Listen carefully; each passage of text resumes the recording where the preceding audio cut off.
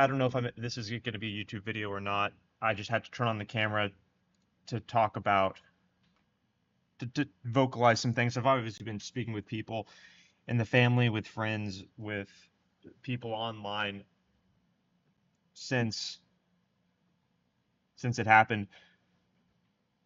It feels like an invisible line has been crossed. It feels like what I can only assume like 9/11 would have been like afterwards, because America now is completely different. They killed a father in front of his wife and children because of his ideas.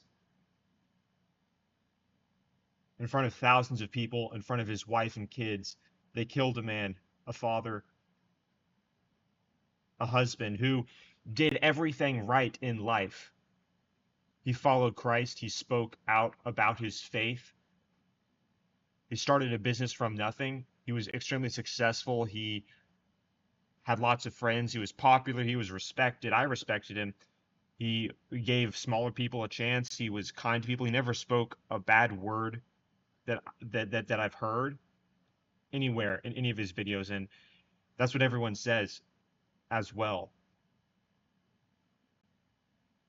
This is affecting me in a way that the Trump attempted assassination didn't, and I think it's because obviously that assassination attempt failed. There's just something about this. Obviously, the biggest takeaway, of course, is that the left is demonic. The left is pro-violence. The left is pro-murder. And this environment that has been fostered by the arbiters of power on the left make it unique, historically speaking, because the last time people were assassinated like this politically was the 60s with Martin Luther King, with, honestly, there really is no comparison, for the reason that all the power structures then condemned it. Now, the media, MSNBC, they're blaming Charlie, the internet. While there, of course, is a ton of condemnation, it's in the right, on the right, it's heartfelt. People are coming together. We see people as diverse as Myron Gaines and Matt Walsh literally agreeing, coming together. And Nick Fuentes, Matt Walsh, the names, were all united, except on the left. They have not expelled from their ranks the people that are gloating, the people that are jeering demonically. I'm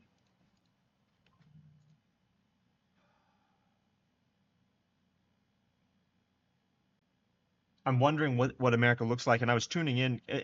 I was tuning into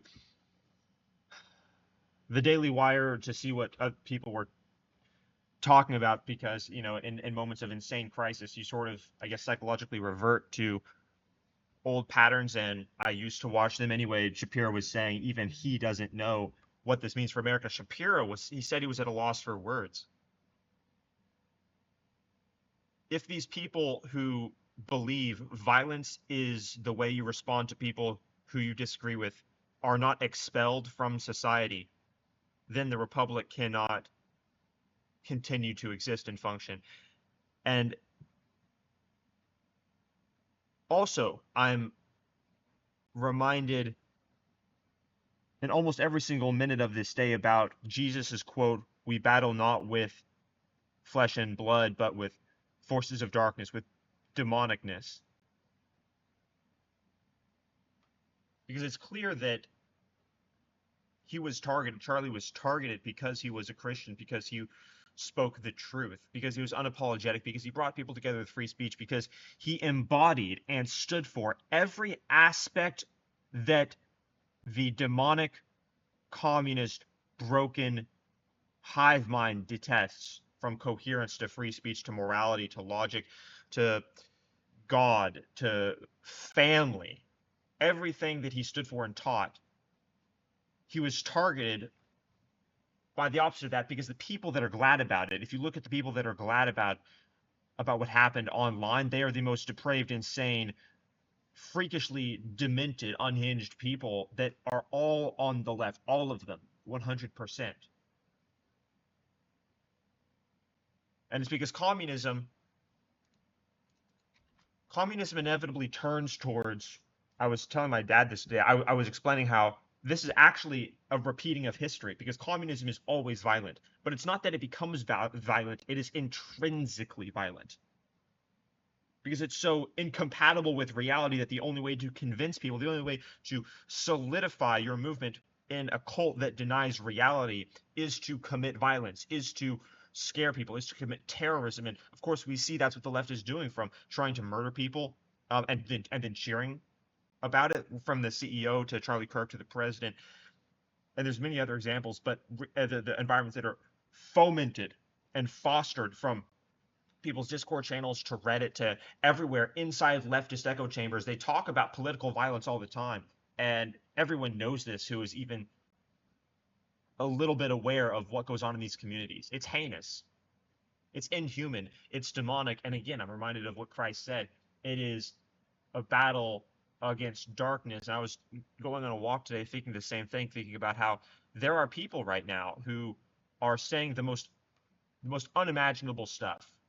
I won't even show it. It's unimaginable what they're commenting on Charlie's wife's Instagram, the things that they're writing, the number of likes that some of the posts are getting. Charlie Kirk is like the best of us. No one is able to follow Christ perfectly, but he was practically speaking one of the best. I respected him a lot. Obviously, I respect Charlie Kirk. I went on his show in October of 2024. That's when my channel gained like 500 subscribers in one day, and Charlie was so kind to me. I was nervous. I was kind of stuttering. I didn't know what to do, but dude, Charlie was so gracious. He was so compassionate. He's such a kind person. He was such a good man. He was such a good man. And to see the people reveling, jeering, gleefully and demonically celebrating his public assassination, I'm reminded of Christ's words, you know, because we clearly are dealing with stuff out of scripture. We're dealing with the proof that Satan is real. We're dealing with the embodiment of evil that possesses people, because that's what that is. Clearly and obviously, some people are broken. You walk down the street and you don't know if some person in their head is celebrating Charlie Kirk dying because they're demonically possessed because they worship Satan. And that's crazy to think about. And I feel as though, look, I've had people before die in my family, even grandparents, and this is a crazy thing to admit. I was obviously sad, but I wasn't grief stricken in the same way that I am feeling now. Maybe it's because of the way it happened. Maybe it's because it it was the worst thing I've ever seen. And I obviously have seen pictures of some bad stuff on the internet. I don't even want to say things about detailing it, but like what I saw in that video with Charlie was the worst thing I've ever seen in my life. That was the worst thing. And we're living in a country where there's significant number of millions of people. There's a significant number of these people, guys, that are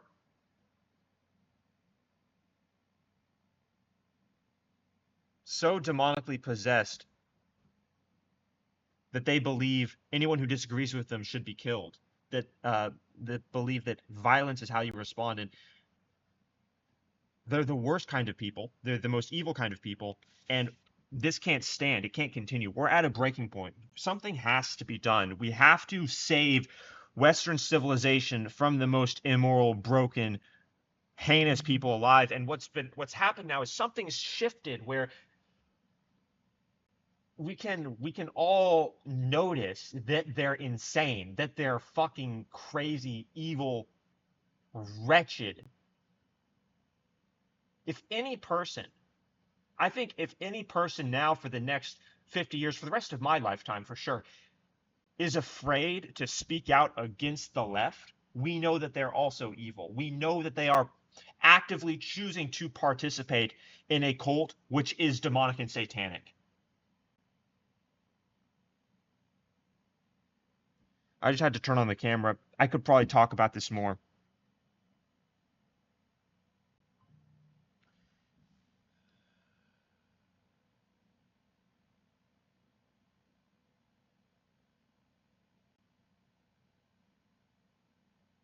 Justice in this situation, as President Trump said, I tweeted his words here. It's not just bringing to justice, the broken freak that did this act, or making sure the people who are celebrating this assassination, this political assassination, never work a job again. It's living up to the excellent memory of Charlie Kirk as well. Trump's words, I think, are great. Today, I ask all Americans to commit themselves to the American values for which Charlie Kirk lived and died.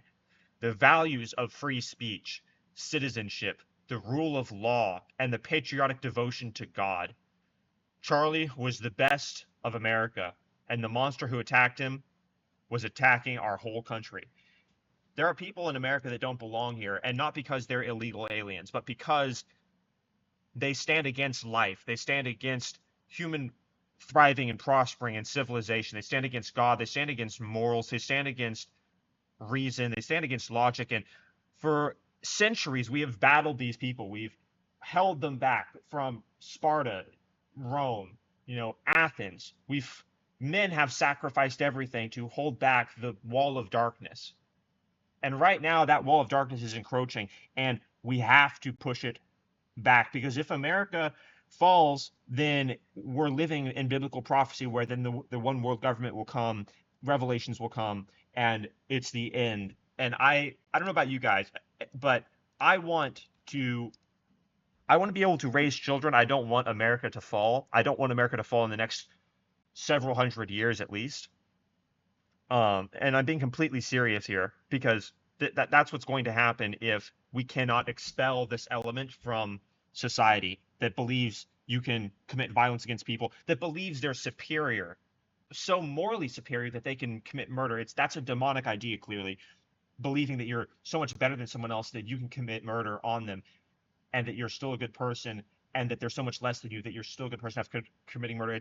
It's the most broken, demonic thing ever. And I'm going to pray tonight and for the next several days about how to properly confront that, because we mock them, right? We scorn them. We beat them in elections. We beat them with logic. We beat them in debates. But these people don't have shame. They hate reality. They are driven by resentment, and they're holding our civilization hostage. We can't have fathers executed in public gruesomely because of what they think in front of their children. That's not acceptable. I will do anything it takes to make sure that that is not the future of America. I encourage you to do the same. This has been probably the worst day of my life. Actually, this is the worst day of my life.